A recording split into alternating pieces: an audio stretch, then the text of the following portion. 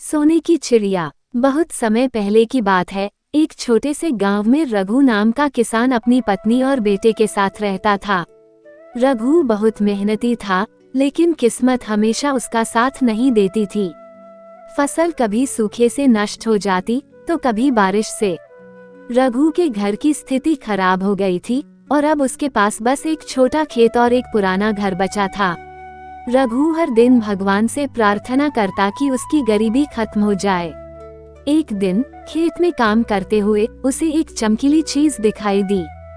जब उसने उसे उठाया तो वो एक सुनहरा अंडा था। रघु हैरान रह गया। पास ही एक पेड़ पर उसे एक खूबसूरत चिड़िया बैठी हुई दिखाई दी। चिड़िया बोली, डरो मत, मैं तुम्हारी मदद के लिए आई हूँ। मैं हर दिन तुम्हारे लिए एक सोने का अंडा दूंगी, लेकिन ध्यान रखना, लालच मत करना। रघु की जिंदगी बदलती है।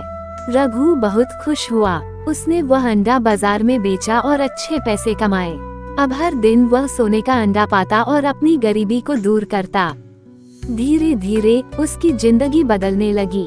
उसने अपने खेत को सुधारा, नया घर बनाया और परिवार को अच्छी जिंदगी देने लगा। लालच का जन्म। लेकिन जैसे जैसे रघु अमीर होता गया, उसका लालच बढ़ने लगा। उसे लगा कि अगर चिड़िया रोज सिर्फ एक अंडा देती है तो उसकी अमीरी में समय लगेगा।